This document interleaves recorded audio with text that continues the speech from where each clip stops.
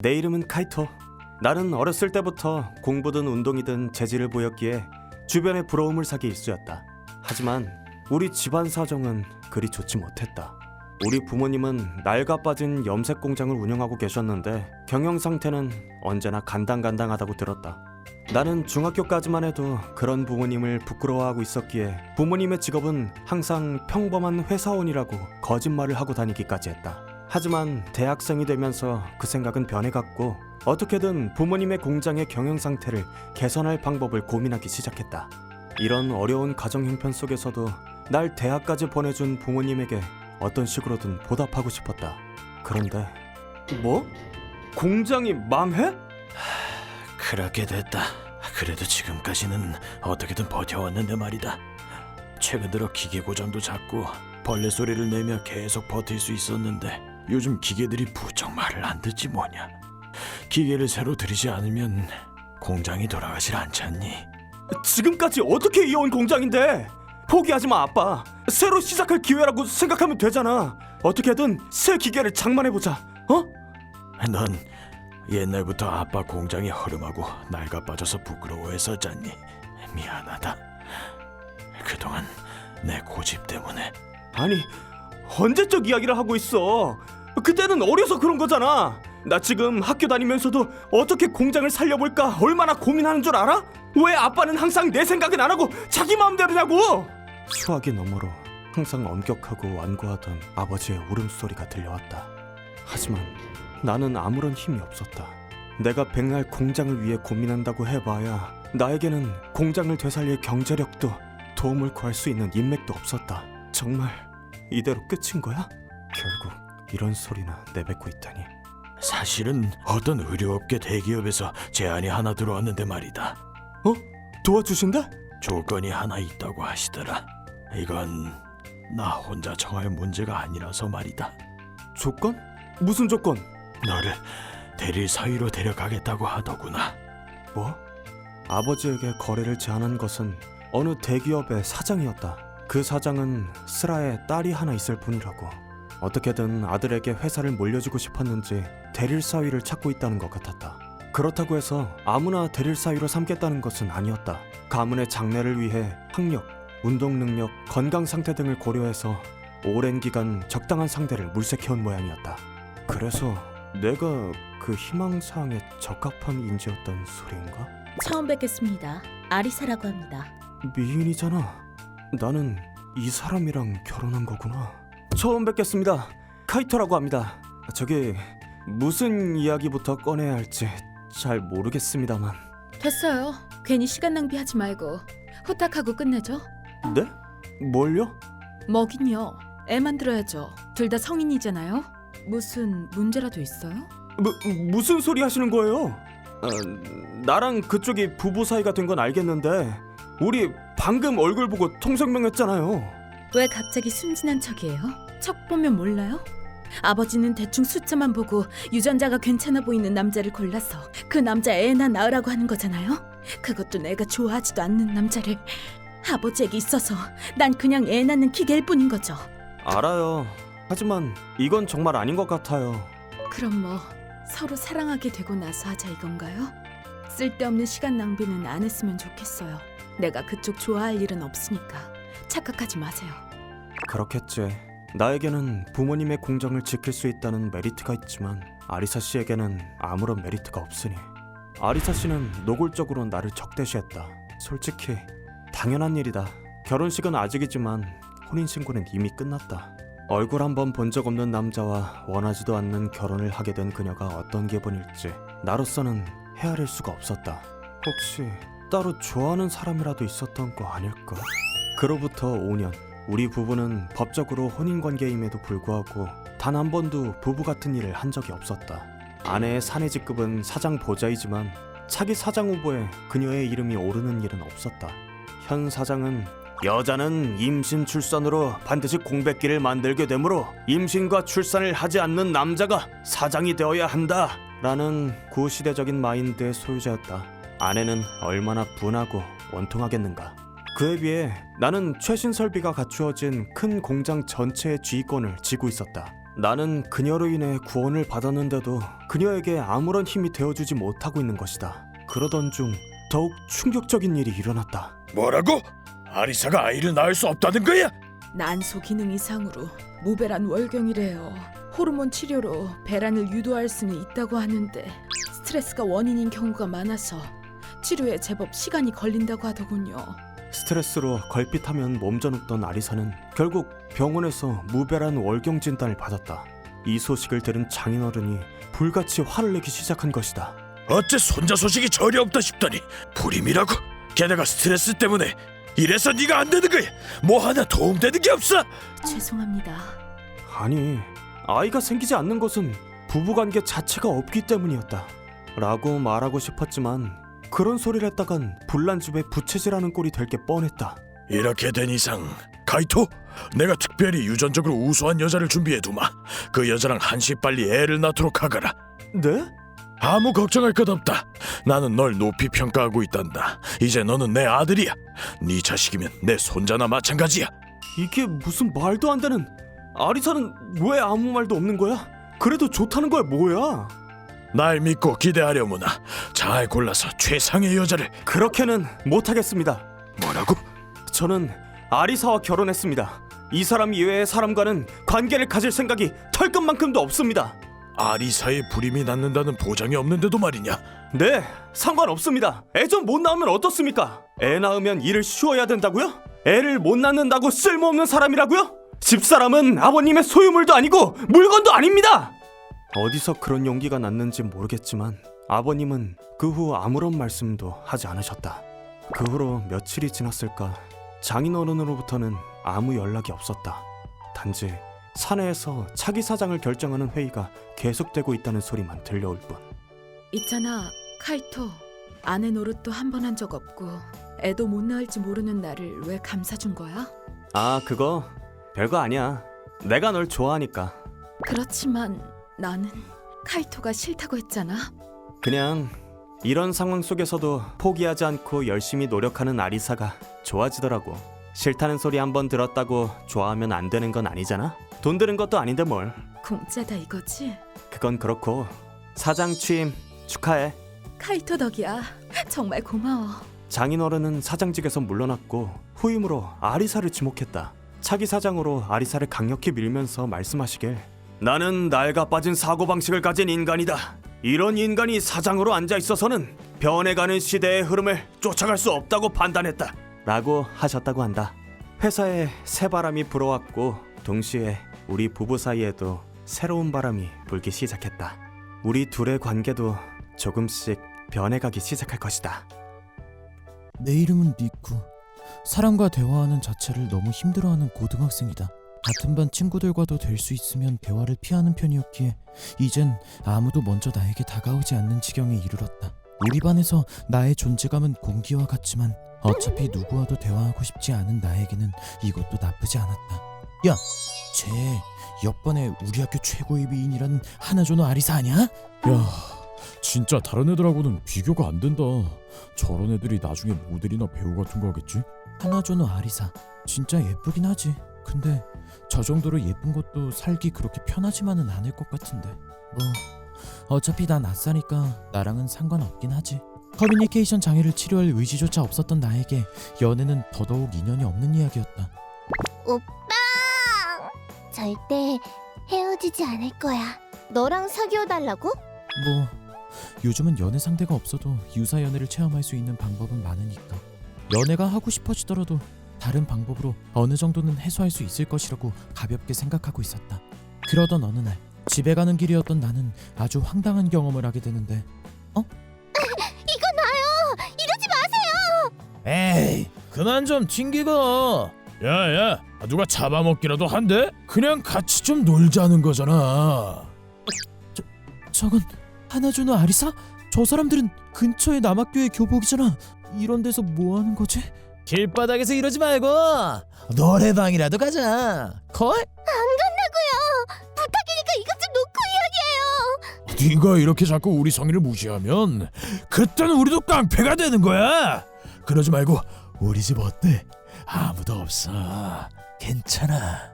저는 저희 집에 갈 거예요. 이거 나요. 제발 보내주세요. 큰일이네.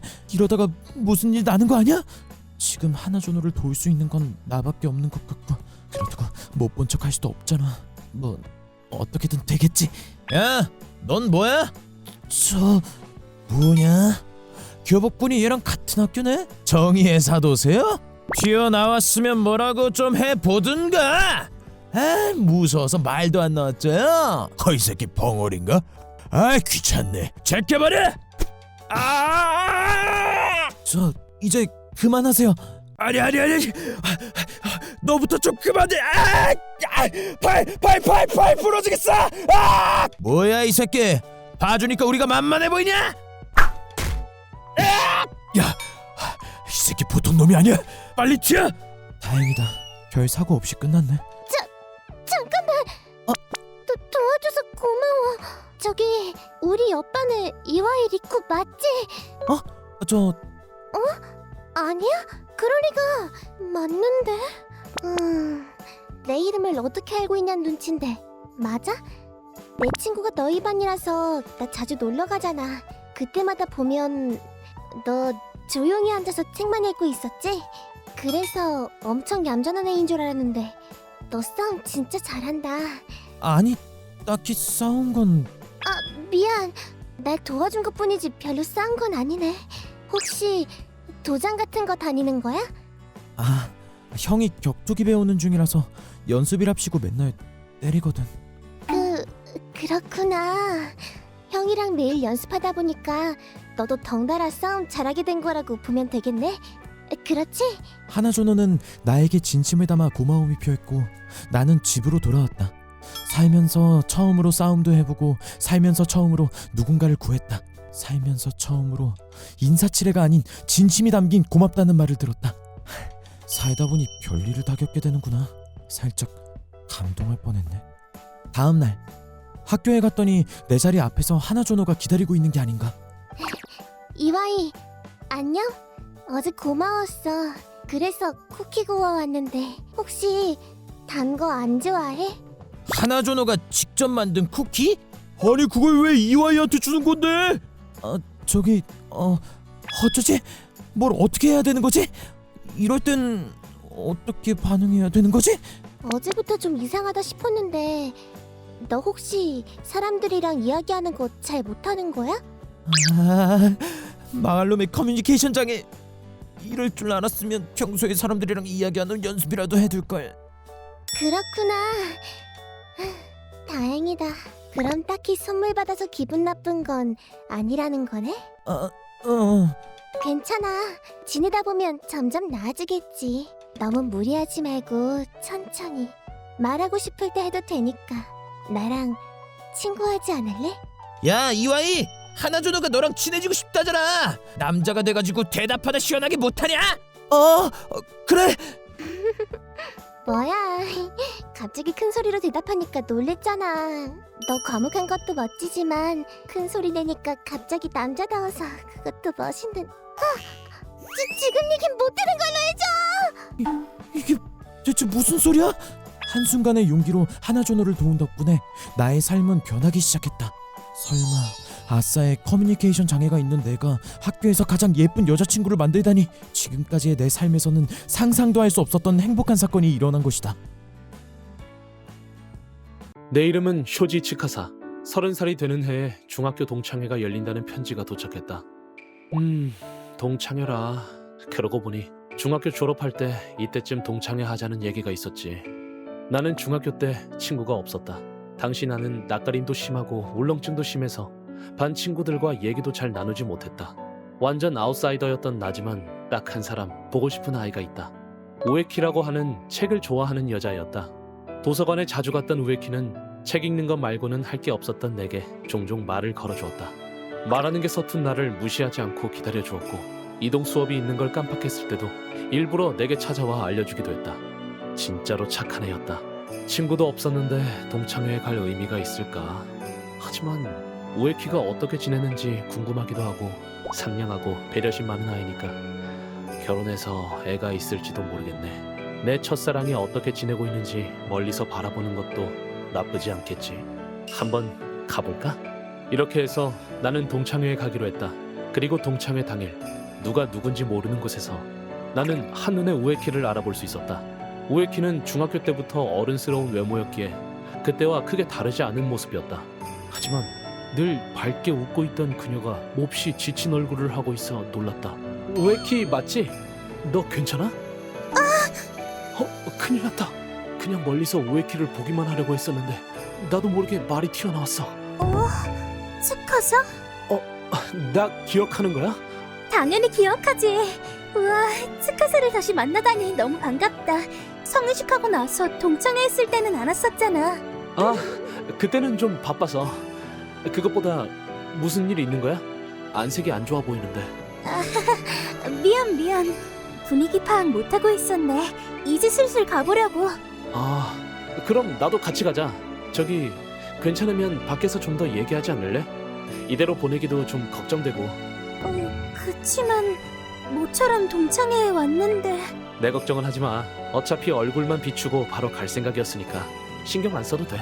츠카사, 옛날이랑 좀 변한 것 같아. 그래? 중학교 때는 사람들이랑 말도 잘 못했었는데.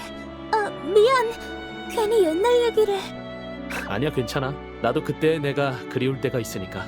그것보다 무슨 일 있어? 얼굴이 안 좋아 보여서. 괜찮으면 나한테 말해주지 않을래? 내가 도와줄 수 있을지도 모르고. 츠카사, 너 진짜 변했다. 좀 멋있어졌어. 아니, 진짜로? 그럼 내 얘기 좀 들어줄래? 실은 말이야, 나 고등학교 졸업하고 부모님이 하시는 인쇄회사에서 일을 돕고 있는데 요즘 들어 회사 사정이 어려워져서 이대로라면 부도가 날지도 몰라. 인쇄회사라면 출판물 같은 거? 1999년부터 출판업계가 안 좋아지기 시작해서 대형 인쇄회사 2군데가 종이 인쇄를 줄이기로 했어. 일반인들 대상으로 제본이나 사진 출력 같은 걸 해보려고 했는데 이미 인터넷으로 의뢰받아서 출력해주는 곳이 많아서 우리 회사가 끼어들 데가 없는 상황이야. 다른 기업과 제휴해서 업무 위탁 같은 거라도 받으면 좋은데 거래를 하겠다는 곳이 아무데도 없어서. 그럼 내가 부탁해도 될까? 나 광고 대행사 차려서 운영하고 있거든. 우리 회사에서 하는 이벤트 인쇄물 같은 거. 우에키네 회사에서 할 수 있는 거라면 뭐든 부탁할게. 진짜? 걱정 마. 20살 때 회사를 차렸는데 지금은 회사 상황도 안정돼서 그런 대로 꾸준히 수주받고 있어. 그런 게 아니야. 츠카사가 차린 회사를 의심하려던 게 아니라 중학교 동창이라는 이유만으로 그렇게 큰 일을 맡겨도 괜찮은 거야? 우에키는 그냥 단순한 중학교 동창이 아니니까. 무슨 말이야?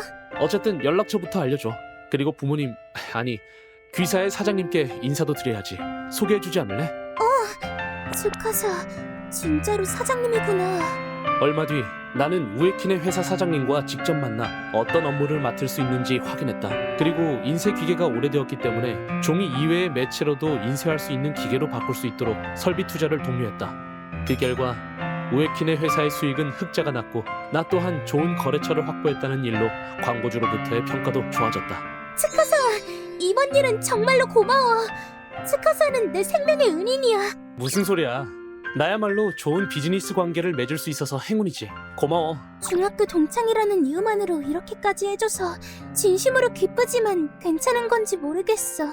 츠카사가 없었더라면 나도 회사도 어떻게 됐을지.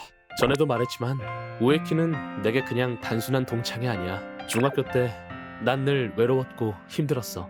친구들이랑 잘 어울리지 못하는 내 자신이 너무 싫었어. 그치만 우에키는 내게 친절하게 대해줬어. 단 한 사람이라도 그런 사람이 있어서 난 힘낼 수 있었어. 나한테는 우에키가 은인이야. 그래서 우에키를 돕는 일에 망설일 이유가 없었어. 우에키가 울음을 터뜨렸기 때문에 넌 내 첫사랑이야 라는 말은 결국 하지 못했다. 하지만 언젠가 꼭 내 마음을 고백할 거다. 앞으로는 널 힘들게 하는 일 없게 만들 거야. 평생 너와 함께 하고 싶어 라고. 내 이름은 토모베 츠카사. 요즘 매일 잔업하느라 늘 피곤에 쩔어 있다. 몸도 마음도 지칠 대로 지쳤지만 어떻게든 다니고 있다. 대학 졸업 후 꿈에 그리던 기업에 취직했지만 그곳은 사회적으로도 문제가 될 만큼 지독한 악덕 기업이었다. 하지만 인류 기업에 취직했다며 기뻐하시는 부모님을 보니 마음대로 그만둘 수도 없었다. 이대로라면 정신적으로도 육체적으로도 언제 병에 걸릴지 몰라. 그치만 선배들은 이런 상황에서도 오래 버티고 있으니 설마 내가 이상한 건가? 취직하면서 이사한 집 근처에 새벽 3시까지 하는 도시락 가게가 있다. 자정이 넘어서야 퇴근하는 게 일상인 나는 매일 이 도시락 가게에서 도시락을 사 먹고 있다. 여기 불빛을 보면 왠지 마음이 놓여. 집 근처에 심야 영업하는 도시락 가게가 있어서 정말 다행이야. 그리고 또 하나 좋은 게 있다. 어서 오세요. 아, 토모베 씨, 늘 수고가 많으시네요. 에리카 씨도 수고가 많네요. 매일 이렇게 늦게까지 힘들겠어요. 아니요, 전 토모베 씨랑 다르게 밤늦게까지 일하려고 낮에는 푹 자거든요. 8시간 숙면한 덕분에 피부도 탱탱해요. 에리카 씨의 웃는 얼굴을 보니 힐링된다. 그렇다. 늘 이 시간에 알바하는 에리카 씨가 완전 귀엽고 예쁜 거다. 이 도시락 가게가 없어서 에리카 씨와 만나지 못했더라면 난 분명 3일 만에 회사를 그만뒀을 거야. 오늘은 뭘로 하시겠어요? 당연히 디럭스 치킨 난반 도시락이죠. 아, 네, 알겠습니다. 방금 또 그거야? 하는 표정이었는데. 하긴 맨날 디럭스 치킨 남반 도시락만 시키니까. 그치만 어떡하냐고. 여기 디럭스 치킨 남반 도시락을 먹으면 완전 재충전되는데. 원래 내가 치킨 남반 도시락을 좋아하는 것도 있지만 여기 도시락 나왔습니다. 감사합니다. 또 오세요. 이 치킨 남반 도시락을 먹으면 내일도 힘낼 수 있다. 내게 있어서 이 도시락은 부적 같은 거였다. 다음날 오늘도 이 시간이네. 매일매일 피곤해 죽을 것 같아. 오늘도 디럭스 치킨 남반 도시락 먹어야지. 그거 먹으면 좀 괜찮겠지. 아직은 버틸 수 있어. 어서 오세요. 늘 수고 많으시네요, 토모베 씨. 아니에요. 오늘도 치킨 남반 도시락 주문 될까요? 저기 토모베 씨, 가끔은 다른 도시락 먹고 싶지 않으세요? 그게 전부 다 맛있을 것 같긴 한데 치킨 남반 도시락을 먹는 게 습관처럼 돼버려서요. 그렇군요. 매일 이것만 먹으면 아무래도 영양 불균형이 될까 걱정되는데 아침이나 점심에는 생선이나 야채를 드시나요? 아니요, 그렇지도 않아요. 빵이나 편의점 삼각김밥 같은 걸로 늘 시간이 없어서요. 저 혹시 제가 토모베 씨를 위해 도시락을 만들어드려도 괜찮을까요? 네? 진짜로요? 네, 진짜예요. 이렇게 예쁜 여자가 날 위해 메뉴를 생각하고 도시락까지 만들어주겠다고? 이게 꿈이냐 생시냐? 다음 날부터 나는 퇴근하는 게 기다려졌다. 당연하지. 퇴근하고 나면 에리카 씨가 날 위해 만들어준 특별 도시락을 먹을 수 있으니까. 메인 메뉴로는 매일매일 다른 고기 요리나 생선 요리, 거기에 항상 작은 그릇에 샐러드가 담겨져 나왔다. 그리고 마무리로 에리카 씨가 직접 만든 쿠키까지. 이런 게 바로 행복이 아닐까? 이렇게 나오는데 디럭스 치킨 난반 도시락보다 그렇게 많이 비싸지도 않고 완전 좋아. 게다가 최근 컨디션도 좋아졌고 그렇게 많이 피곤하지도 않고 혈색도 좀 좋아진 것 같아. 머리도 맑아진 것 같고. 역시 건강하고 영양가 있는 식사를 해서 그런 걸까? 에리카 씨에게 감사 인사라도 해야겠어. 어느 휴일 난 유명한 베이커리에서 산 쿠키를 들고 밤에 가게를 찾아갔다. 토모베 씨? 안녕하세요. 오늘은 쉬는 날이잖아요. 어떡하죠? 오늘은 도시락을 못 만들었는데. 아니에요. 오늘은 도시락 사러 온 게 아니라 이걸 드리고 싶어서요. 에리카 씨 덕분에 최근에 컨디션도 정말 좋아졌어요. 에리카 씨 같은 와이프가 있으면 더 바랄 것도 없을 정도예요. 그런가요? 네, 진심으로 에리카 씨랑 결혼하고 싶을 정도예요. 이런 식으로 알바생 꼬시면 점장님이 엄청 싫어하겠죠? 전 괜찮아요. 토모베 씨라면 결혼해서 매일 맛있는 밥 만들 수 있어요. 네? 정말 진심이세요? 죄송하지만 저 진짜로 그렇게 착각할지도 모른다고요. 네, 진심이에요. 저 전부터 토모베 씨 생각 많이 했어요. 일이 힘들어 보이고 식사도 제대로 못 챙기는 것 같아 걱정이었는데 실은 그것뿐만이 아니에요. 토모베 씨가 가게에 오실 때마다 왠지 가슴 한켠이 아렸어요. 이 사람을 지키고 싶다는 도움이 돼주고 싶다는 생각이 들었어요. 그 후 얼마 지나지 않아 에리카 씨는 나와 함께 지내게 되었다. 퇴근길에 도시락 가게에 들러 도시락을 받아오는 건 여전했다.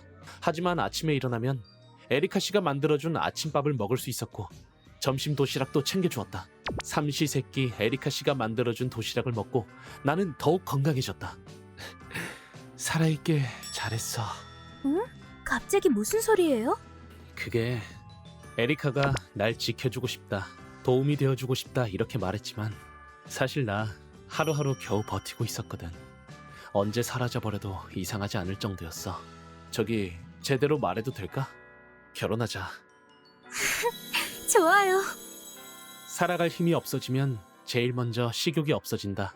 그리고 식욕이 없어지면 살아야겠다는 의지도 생기지 않는다. 오늘 하루를 버티려면 좋아하는 걸 먹고 먼 미래를 생각한다면 몸에 좋은 걸 먹어야 한다. 하지만 제일 좋은 건 사랑하는 사람이 만들어주는 걸 먹는 것이다. 내 이름은 요요기 류타. 도쿄에서 회사 다니는 평범한 회사원이다. 내게는 호우사카 리코라는 귀여운 애인이 있다. 그녀는 얼핏 철부지 어린애처럼 보이지만 자기 주관이 확실해서 나에게는 의지가 되는 사람이기도 하다.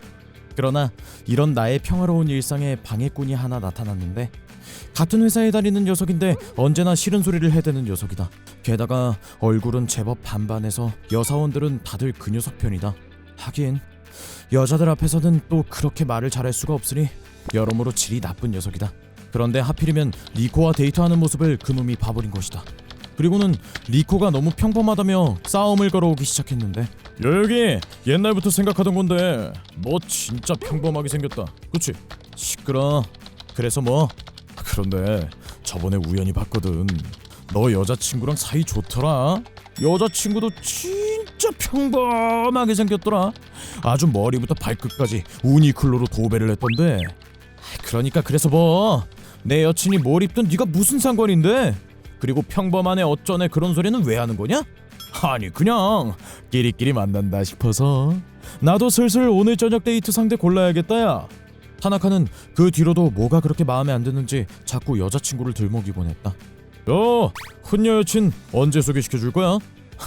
널 왜 소개시켜줘야 하는데? 왜긴 우리 친하잖아. 왜 이래? 나 너랑 안 친한데? 넌 어떻게 생각할지 몰라도 난 너랑 친하다고 생각해 본 적 없어.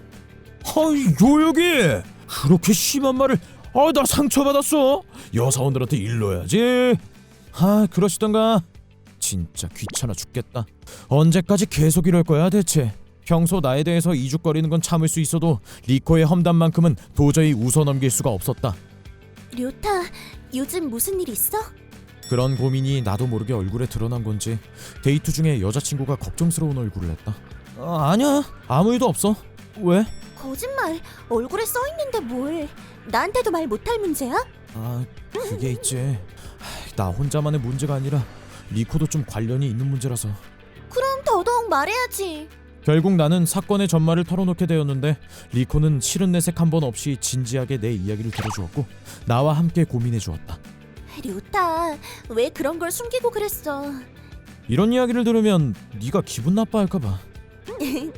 딱히 유쾌하진 않네. 근데 그 타나카라는 사람 한번 만나보고 싶어. 진짜 재수없는 놈이야. 내가 따끔하게 혼내줄게. 그럼 너만 믿는다. 리코에게 털어놓았더니 내 마음도 한결 가벼워졌고, 타나카가 그렇게 만나고 싶다고 했으니 셋이서 함께 식사를 하기로 했다. 어이, 너 진짜 그걸 말했어? 와, 너 진짜 또라이냐? 리코는 네가 생각하는 그런 애가 아니야. 그래? 우니클로 매니아 아니야? 우니클로든 구찌든 그게 뭐가 중요하냐? 아무튼 이번 주 금요일이다. 타나카는 싱글거리며 돌아갔다. 어떤 사건이 자기를 기다리는 줄도 모르고. 오늘 좀 신경 썼는데 어때? 이야, 어느 집 딸이 이렇게 눈부신가 했습니다 아가씨. 레스토랑도 진짜 멋지다. 역시 내 여친. 일부러 엄청 비싼 레스토랑으로 정했어. 그럼 난 타나카 마중 갔다 올게. 자, 이제부터 반격 개시.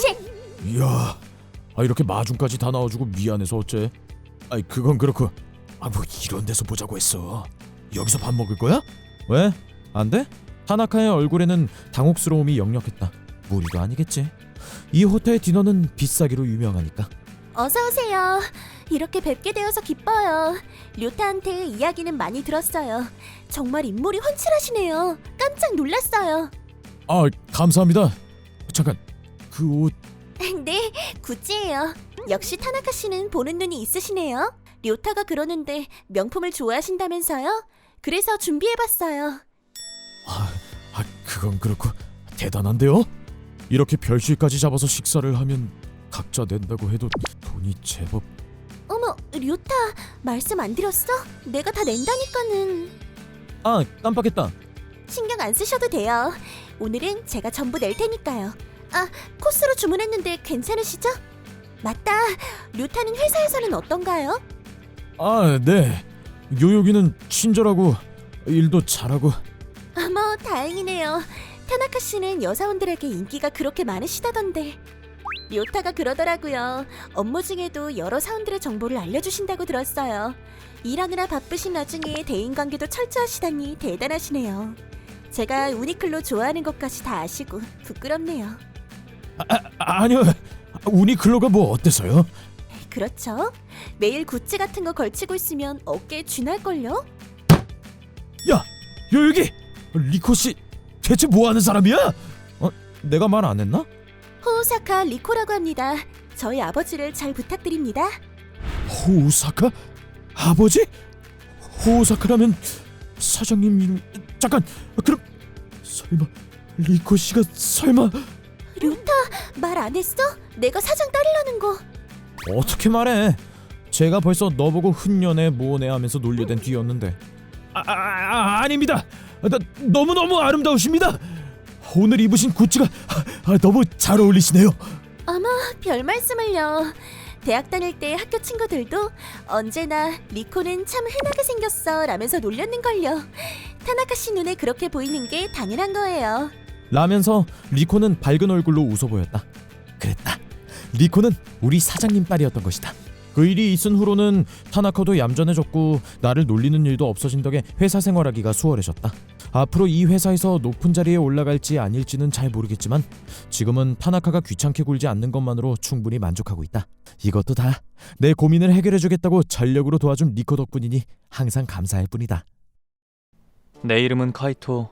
나에게는 쌍둥이 동생이 하나 있는데 이름은 리쿠라고 한다. 일단은 같이 태어나기도 했고 쭉 같이 커온 일란성 쌍둥이이긴 한데 나는 아무래도 사람들 비위 맞추는 게 서투른 편이다. 그에 비해 리쿠는 누구에게 물어봐도 좋은 사람이라는 평가를 듣고 특히 어른들에게 평가가 좋다. 그도 그럴 게 이놈은 어떻게 행동해야 주위 사람들이 좋아하는지를 귀신처럼 잘하니까. 딱 봐도 착한 아이 포스의 리쿠와 언제나 반항적인 나. 결국 부모도 동생도 날 은근히 무시하게 됐다. 아빠, 엄마, 나 제일고등학교 수시 합격했어. 진짜? 제일고라면 이 근방에서는 진학률이 제일 좋은 학교 아니니? 다른 애들은 거기 간다고 학원까지 다니면서 눈에 불을 켜고 공부하던데 넌 학원도 안 다녀놓고 어쩜? 역시 내 아들 리쿠는 다른 애들보단 훨씬 똑똑하니까. 에이, 내가 이렇게 쉽게 붙는 걸 보면 그렇게 들어가기 어려운 학교도 아닌 것 같은데? 무슨 소리야? 네가 그만큼 머리가 좋은 거지. 고등학교에서도 너무 똑똑해서 선생님들이 깜짝 놀라지 않을까? 못 봐주겠네. 자기가 그렇게 듣고 싶은 소리를 유도해내는 리쿠도 그렇고 거기에 홀랑 속아서 팔불출짓하는 부모도 그렇고 진짜 못 봐주겠네. 잘 먹었습니다. 아, 맞다. 그러고 보니 카이토는 어디 시험 봤어? 상고. 아유, 그래. 그렇겠지. 카이토는 그런 데라도 가야지. 엄마가 괜한 걸 물어봤네. 미안. 우와, 설마 떨어지는 건 아니지? 혹시라도 모르는 거 있으면 나한테 물어봐, 형. 그래, 리쿠한테 배우면 틀림없을 거다. 필요 없어. 쌍둥이인데 왜 이렇게 다른 거니? 형은 형 나름대로 생각이 다 있겠지. 엄마 아빠는 내가 호강시켜줄 테니까 안심해. 야, 우리 아들 나중에 출세해야겠네. 계산이 빠르고 잔머리도 잘 돌아가는 리쿠는 인정 욕구가 엄청났다. 다들 자기를 바라봐줘야 했고 자기가 최고가 아니면 만족하진 못했다. 사실 그건 소심하고 약한 자들의 특징이지만 리쿠는 그걸 모르는 듯했다. 고등학교에 들어가서 석 달이 지난 후 리쿠는 갑자기 학교도 가지 않고 방에 틀어박혀 버렸다. 리쿠? 너 왜 그러니? 학교 안 갈 거야? 그러다 성적 떨어지면 어쩌려고 그래? 뭐라고 말이라도 좀 해봐라.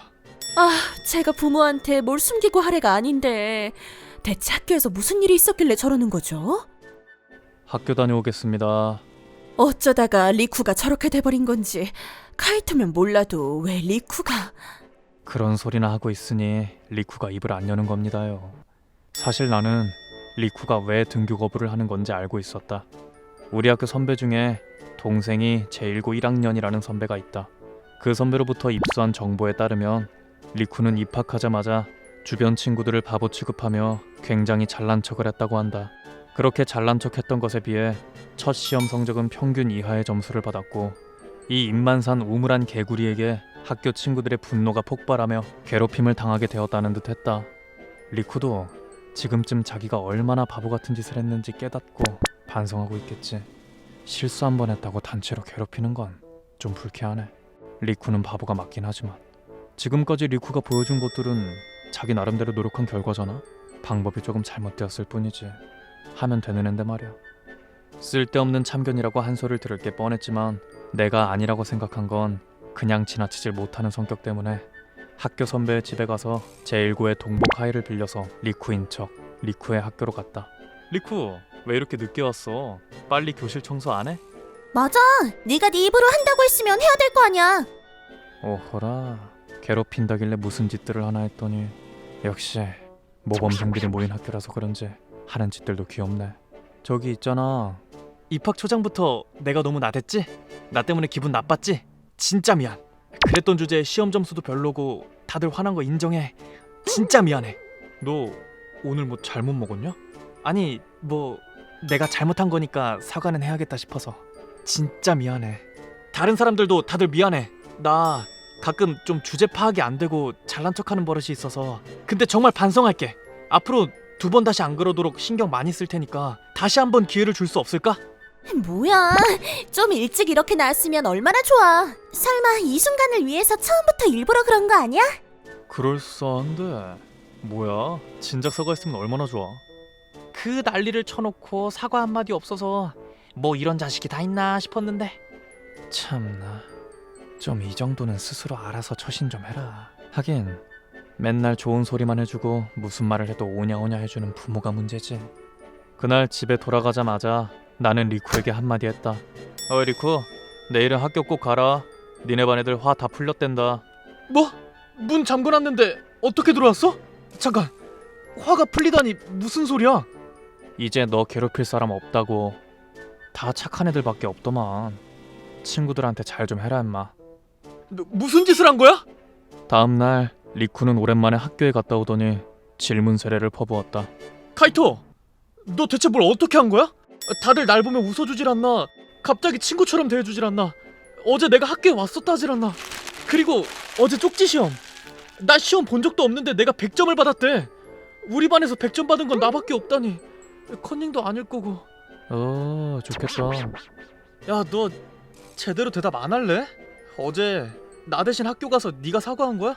그리고 너 성적이 이렇게 좋았어? 뭐 우리 쌍둥이잖아.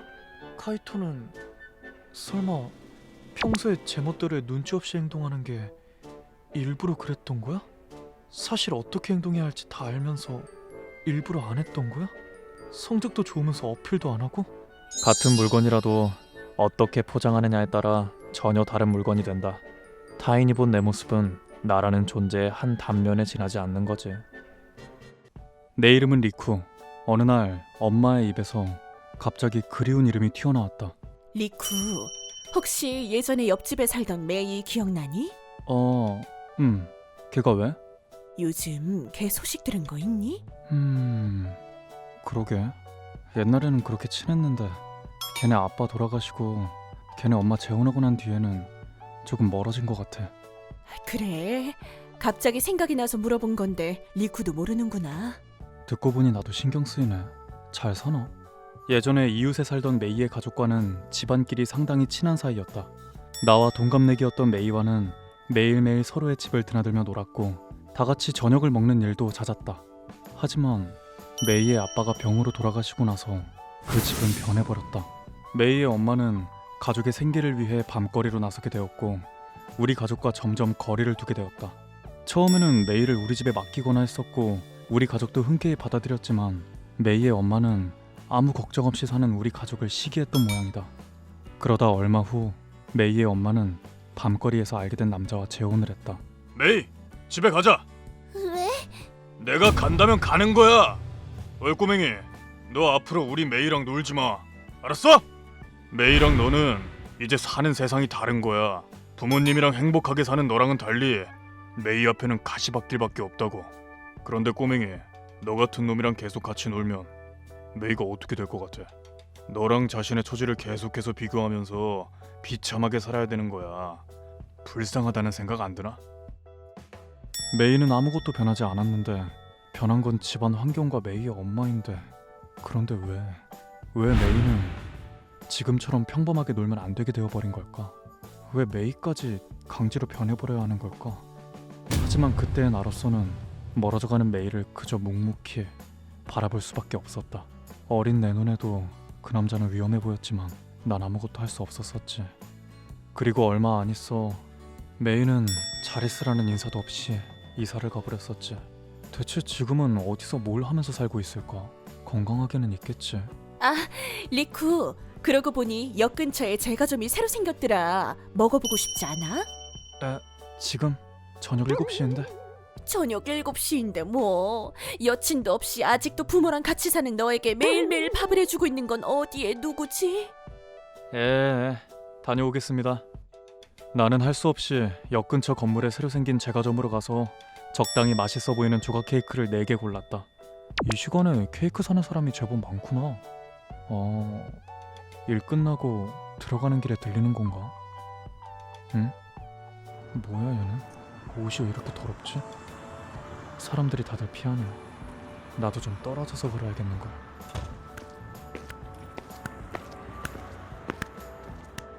메이? 너 메이 맞지? 그치? 네? 저기 나야 나 리쿠. 나 모르겠어? 옆집 살던 리쿠야. 정말 리코야? 진짜 리코 맞아? 진짜 나 맞아. 신기하다. 오늘 안 그래도 엄마랑 네 이야기 했었는데 이렇게 만날 줄이야. 그런데 신발은 어쨌어? 무슨 일 있는 거야? 리코, 나 어떡해? 나 뭘 어떡하면 좋을지 모르겠어. 도와줘. 그 모습을 본 나는 도저히 메이를 그냥 둘 수 없었기에 집으로 데려왔다. 메이는 또래 여자애들에 비해 너무 심하게 깡마른 몸을 하고 있었고 옷도 너덜너덜했다. 어딘가에서 굴렀는지 팔과 다리엔 긁힌 상처들도 많았다. 데리고 온 나는 물론이고 메이의 모습을 본 엄마도 놀란 건 마찬가지였다. 혹시 너 메이 아니니? 아줌마도 저 알아보시겠어요? 제가 이런 꼴을 하고 있는데. 알아보다마다 너 메이 맞지? 메이 맞지? 일단 메이를 욕실로 들여보낸 후 몸 여기저기에 난 상처에 약을 발랐다. 그런 다음 셋이서 케이크를 먹으며 메이의 이야기를 듣게 되었는데 아빠가 돌아가신 뒤에 엄마는 점점 변해갔어요. 그리고 그 새아빠가 좀 이상한 사람이라서 지금까지 몇 번을 이사를 다녔는지 모르겠어요. 덕분에 학교도 제대로 못 다녔고요. 20살까지는 평범한 아르바이트를 했었는데 이제 20 넘었으니 밤에 하는 일을 찾으라고 하길래 맨발로 도망쳤어요. 그러다가 넘어져서. 이게 무슨 일이라니? 미안해. 정말 그 사람 말대로 가시밭길 같은 삶이었어. 정말 리쿤의 가족이랑은 사는 세상이 다른 인간이 되어버린 것 같아. 오랜만에 만났는데 이런 꼴 보여서 미안해. 메이, 사는 세상이 다르다던가 그런 소린 하지 마. 사람들은 다들 저마다 사정이란 게 있는 거잖아. 당연히 누구에게나 행복하게 살 권리도 있는 거고 말이야. 리쿠 말이 맞아. 메이를 이대로 둘 수는 없어. 이따가 아버지 오시면 이야기 좀 해보자.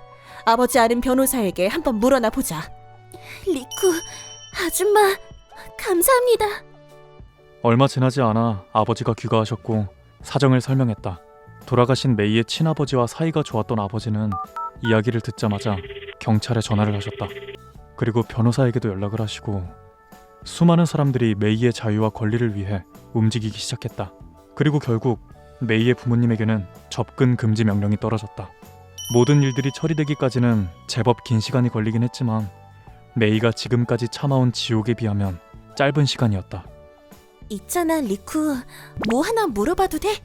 뭔데? 그날 우리 다시 만났을 때 그렇게 오랫동안 못 만났고 그 꼴을 하고 있었는데 어떻게 나인 줄 알았어? 생각해보니 그날 우연히 엄마랑 네 이야기를 해서 그런가?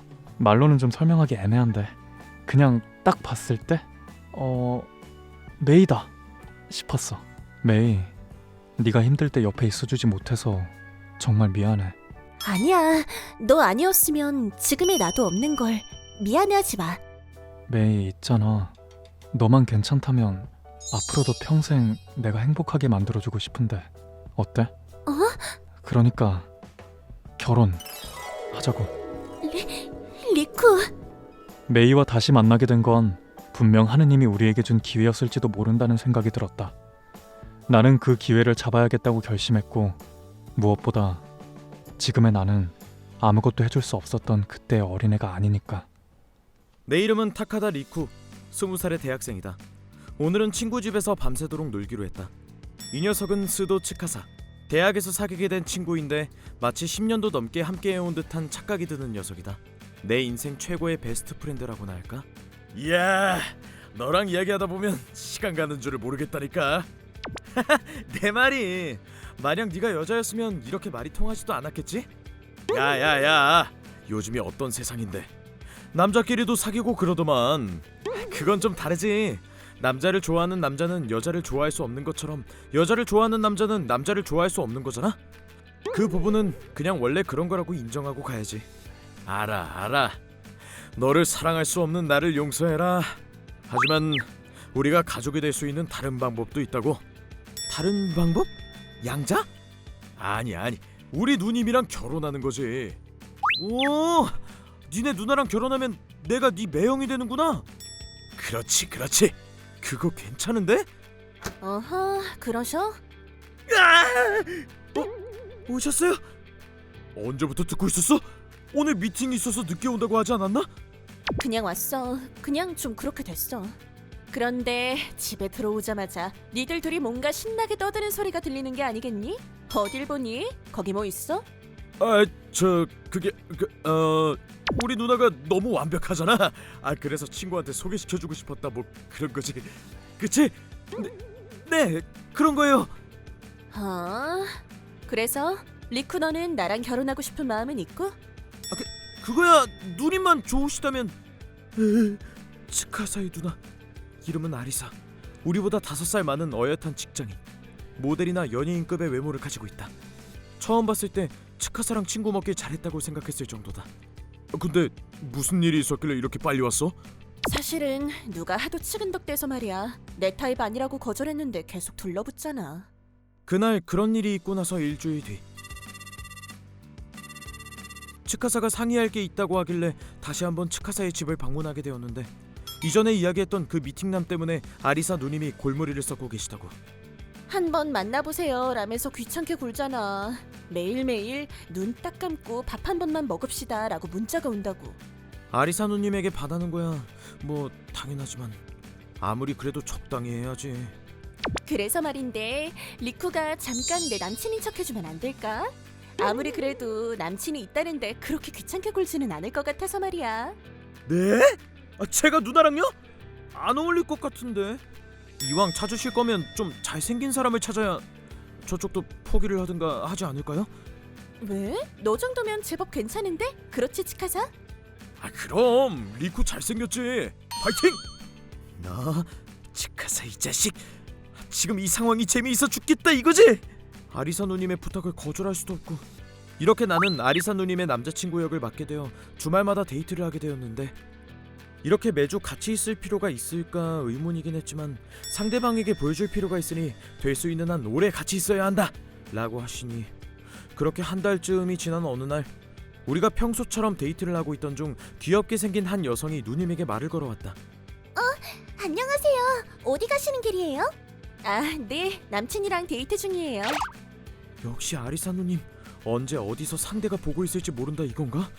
상대가 누구이건 간에 철저하게 속이겠다 이거군. 진짜 남자친구예요? 남동생 아니에요? 아니요, 동생이 아니고 진짜 제 남자친구예요. 그렇지, 리쿠? 네, 진짜 사귀고 있는 사이입니다. 리쿠, 지금 뭐라고 했어? 진짜는 뭐야? 그럼 가짜로 사귀는 사람도 있어? 아, 미안. 뭐지? 누님 오늘 완전 메소드 연기인데? 혹시 그 귀찮게 군다던 사람이 주변에 나타난 건가? 어디지? 그때였다. 아리사 누님의 말에 갑자기 그 여자는 울음을 터뜨렸다. 너무해요. 아무리 제가 싫어도 그렇지. 그렇다고 이렇게 아무나 막 사귀면 어떡해요? 아무나 하라니. 말 조심하세요. 원래? 제가 여자인 것 때문에 아예 일말의 희망도 없다는 건 너무하잖아요. 저 진짜 잘할 자신 있는데. 설마 아리사 누님에게 귀찮게 들러붙는다는 사람이 여자였어?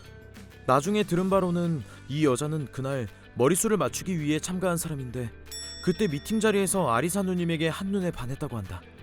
아리사 누님, 상대방을 상처 입히지 않고 거절할 수 있는 방법을 찾고 있었구나.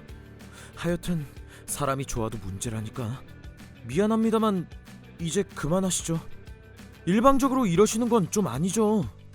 뭐라고요? 어쩌다 운 좋게 남자로 태어난 당신이 뭘 했다고 끼어들어요? 지금 그런 이야기가 아니잖아요. 사람이 사람을 좋아하는 건 그 사람 마음이죠. 성별이나 스타일이나 그런 건 상관없어요. 그러니까 당신이 아리사를 좋아하는 것도 당신 자유예요. 하지만 당신의 자유를 위해서 아리사의 자유를 빼앗아도 되나요? 여자가 여자를 좋아하는 게 딱히 잘못됐다고는 생각 안 해요. 하지만 아리사 의견은 무시하고 자기가 좋다고 계속 들이대는 게 잘못됐다고 말하는 겁니다. 남자고 여자고 그런 이야기를 하는 게 아니라고요. 미안해요, 사쿠라 씨. 그쪽이 남자였어도 난 거절했을 거예요. 저 때문에 많이 힘드셨겠어요. 하지만 저 같은 사람들은 이렇게라도 하지 않으면 좋아하는 사람에게 눈길 한번 받기도 힘든걸요. 그 말을 끝으로 멀어져가는 그녀의 쓸쓸한 뒷모습을 보며 복잡한 기분이 들었다. 나는 정말 저 사람을 이해할 수 있을까? 그녀도 내 마음을 이해할 수 있을까? 그런 표정 짓지 마, 리쿠. 역시 사귀는 남자가 있다고 눈으로 확인시키는 것보다 이미 좋아하는 사람이 있다고 보여주는 게 더 낫지 않았을까요? 응, 그래서 너한테 부탁한 거야. 네? 좋아하는 사람 맞는데 뭘. 그리고 이번 일로 더 좋아졌어. 내가 좋아하는 사람이 날 좋아해줄 확률은 그리 높지 않다. 만약 그런 일이 일어난다면 그건 기적이라고 생각한다. 그건 때로는 아름다운 기적일 수도 때로는 서글픈 기적일 수도 있는 듯하다. 내 이름은 치카사, 21살.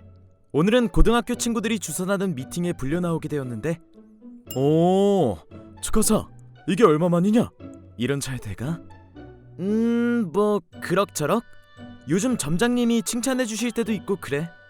오, 잘하나 보네. 하긴 너는 뭘 해도 열심히 하니까. 이 두 사람은 카이토와 코우키. 고등학교 때는 셋이서 사고도 많이 쳤었는데 지금은 둘 다 명문대에 진학해서 공부 중이다.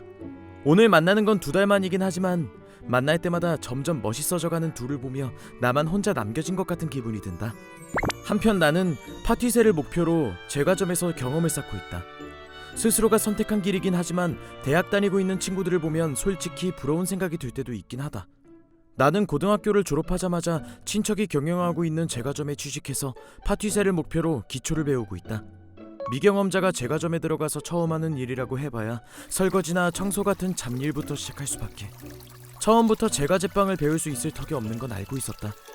음식 관련 업계는 보통 그런 게 상식이니까 말이다. 친척이긴 하지만 언제나 엄격하게 가르치시니 친척이라고 자신도 모르게 특별 대우를 하게 될까 스스로 조심하고 있다고까지 하셨고, 날 어디에 내놓아도 부끄럽지 않은 파티세로 만들기 위해서는 스스로가 엄격해져야 한다고 다짐하셨으니까 내가 지금 친구들 보고 부러워하고 있을 때가 아니지. 오늘 하루는 다 잊고 놀자. 오늘 나오는 애들 서클에서 알게 된 여대생들이라고. 에? 그럼 다들 대학생인데 내가 껴도 되는 거야? 야, 그게 무슨 소리야. 저쪽도 최고의 멤버들을 모아서 나오겠다길래 우리도 최고의 멤버들을 모은 건데? 우리가 미팅 장소에 도착하고 잠시 후 상대 여대생들이 도착했다. 다들 잘 만들어진 디저트 케이크 같은 매력적인 외모라 나도 모르게 이번 미팅에 묘한 기대도 되고 한편으로는 엄청나게 긴장도 되기 시작했다. 그냥 가게에 케이크 사러 온 손님이라고 생각하면 괜찮을 거야. 쓸데없이 잘 보이려고 하니까 긴장하는 거야. 진정하자. 진정해. 하지만 내 가슴에 두근거림이 먹기까지는 그리 오랜 시간이 걸리지 않았다. 왜냐하면 자기소개가 끝나자마자 한 여학생이 이런 소리를 했기 때문이다. 뭐야? 그럼 그쪽 두 분만 대학 다니시는 거네요? 아무리 그래도 그렇지 쪽수 맞추겠다고 고조를 데리고 오는 건 좀 너무하잖아요. 다들 같이 명문대생 남친 만들자고 들떠서 왔는데 이게 뭐예요? 참나, 고졸이라니 존재 자체가 민폐 아니야? 다른 두 분도 매너가 안 돼 있어서 마이너스 1점이네요. 메이 그만해. 그래 처음부터 분위기가 이게 뭐야? 내가 뭘? 그럼 니네가 고졸이랑 사귈래? 아니잖아. 왜 착한 척? 아니, 꼭 커플이 돼야 하는 건 아니잖아. 그래 꼭 말을 그런 식으로 할 필요는 없잖아. 죄송합니다만 저 그만 일어나 보겠습니다. 그쪽이 집에 가면 쪽수가 안 맞잖아요. 집에 가면 다 해결되기라도 한대요. 내가 괜히 와서 모처럼 미팅인데 분위기는 내가 다 망친 기분이네. 카이토도 코우키도 화난 것 같은데 애들한테도 미안하네. 미안 카이토, 코우키. 나 말고 다른 친구 부를 사람 없어? 나 그만 가봐야 될 것 같아. 진짜 미안. 니들이 불러줘서 아무 생각 없이 나왔는데 괜히 온 것 같다. 야 무슨 소리 하는 거야. 나랑 카이토가 지금 누구 때문에 화가 난 것 같아? 저기 메이 씨라고 했죠? 츠카사가 그쪽한테 무슨 민폐를 끼쳤다고 민폐 운운하는 거죠? 네? 아, 저 고졸이라면서요. 저 학력이잖아요. 츠카사는 파티세가 되려고 고등학교 졸업하자마자 취업한 거거든요. 초등학생 때부터 얘 꿈이었으니까요.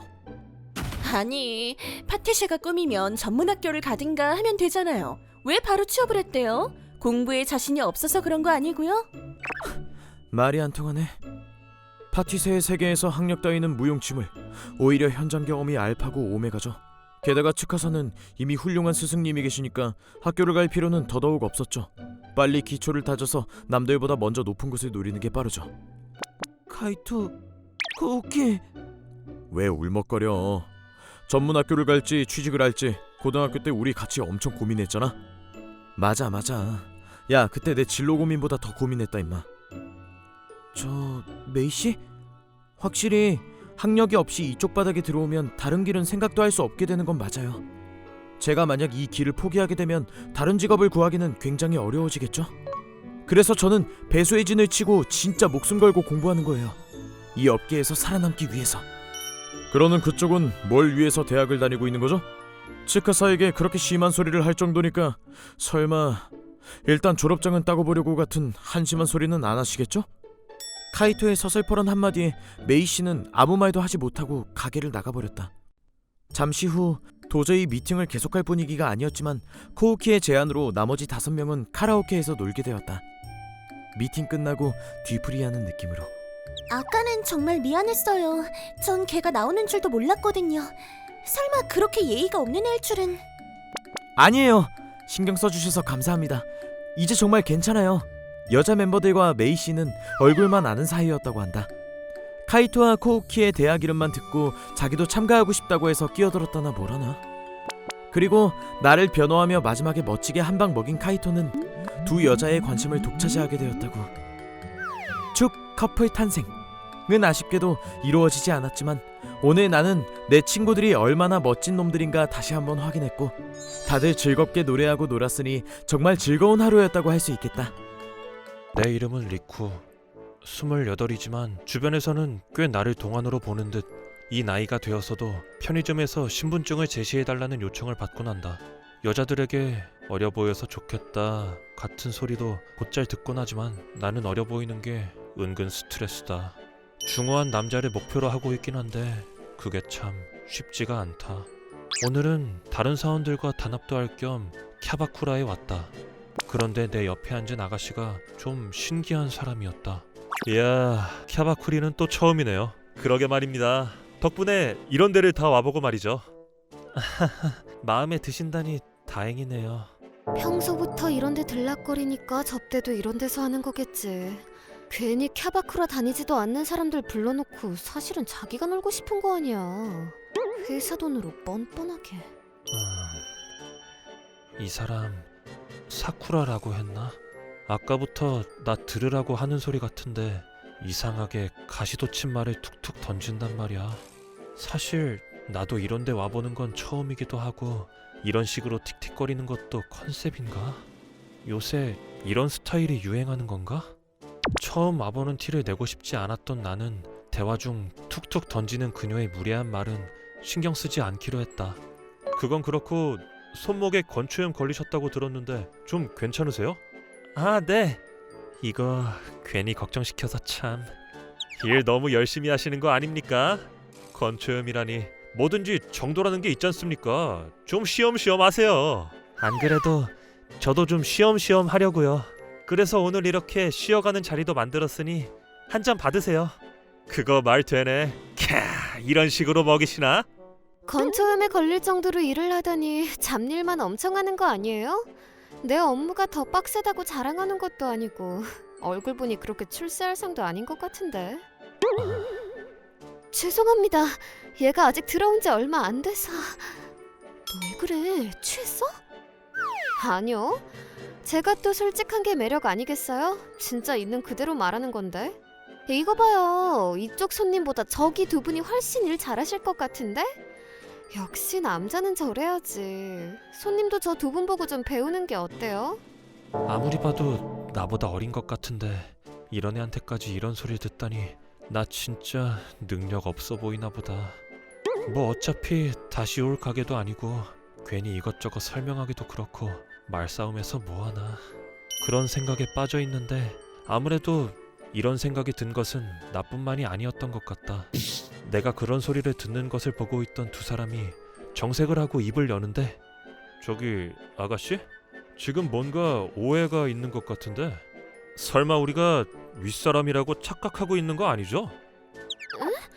아니에요? 아까 이쪽 손님이 이 가게로 데려왔다고 하셨잖아요. 아, 그래서 그랬구나. 그래서 저분을 낮춰서 우리를 띄워주시려고 그런 거구나.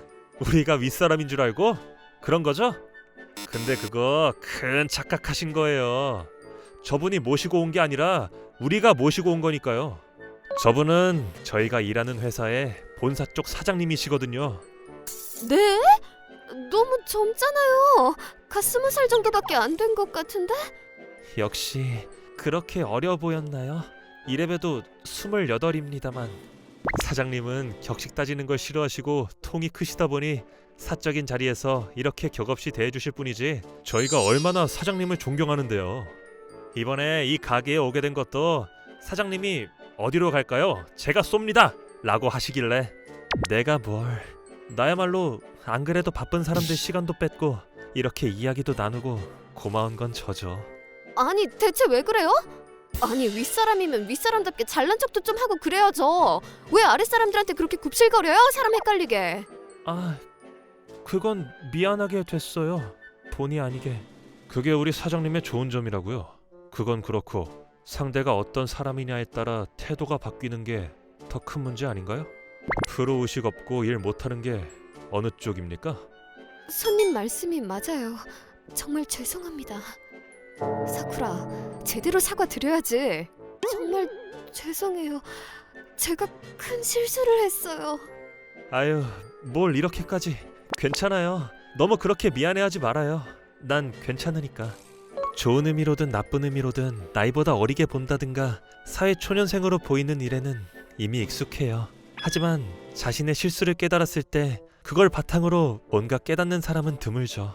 누군가를 낮춰서 누군가를 올리는 게 아니라 아무도 상처 주지 않고 모두가 기분 좋을 수 있는 방법을 찾는 노력을 했으면 좋겠어요. 괜한 트러블도 피할 수 있고 말이에요. 사장님, 꼭 학교 선생님 같으시네요. 젊어 보이시는 건 겉모습뿐이라니까 속은 무슨 득도한 신선 같으시잖아. 선생님이나 신선 같다라. 난 그냥 댄디해 보이고 싶은데 아직 갈 길이 멀구나. 그리고 가게를 나설 때 사쿠라 씨가 가게 밖까지 우리를 쫓아나왔다. 저기 오늘 정말 죄송했습니다. 아, 정말 괜찮아요. 아무 신경 쓰지 말아요. 어떻게 그렇게 쉽게 사람을 용서하시는 거죠? 제가 그렇게 큰 결례를 했는데도. 사쿠라 씨는 제대로 반성을 하는 게 눈에 보이거든요. 반성하고 있는 사람을 더더욱 질책하면서 희열을 느끼는 그런 인간이 되고 싶지 않을 뿐입니다. 정말 선생님이나 신성 같은 분이시군요. 이런 분 처음 봤어요. 왜 저 두 분이 사장님을 존경하는지 알 것 같은 기분이 들어요. 이런 사장님이 운영하시는 회사에 다니신다니 부럽네요. 그럼 우리 회사에서 일해볼래요? 사쿠라 씨는 서비스업보다 다른 일에 더 소질이 있는 것 같은데 말입니다. 나는 사쿠라 씨를 우리 회사에 취직시켰다. 사쿠라 씨는 지식도 경험도 부족하지만 한 번 지적을 받으면 두 번 다시 같은 실수를 반복하지 않으며 솔직하고 성실한 사람이었다. 사쿠라 씨, 캬바쿠라에서 일하다 왔다며? 아, 네. 우리 사장님 그런 식으로 밖에서 사람 데려오는 거 한두 번이 아니니까 착각하면 안 돼. 자기를 좋아해서 데려왔다고 착각하다가 자멸한 여사원이 제법 되거든. 그렇군요. 자주 있는 일인가 봐요. 사내에서는 사장님 별명이 부처님으로 통하거든. 이래저래 얼굴이랑 매치가 안 되는 분이시구나.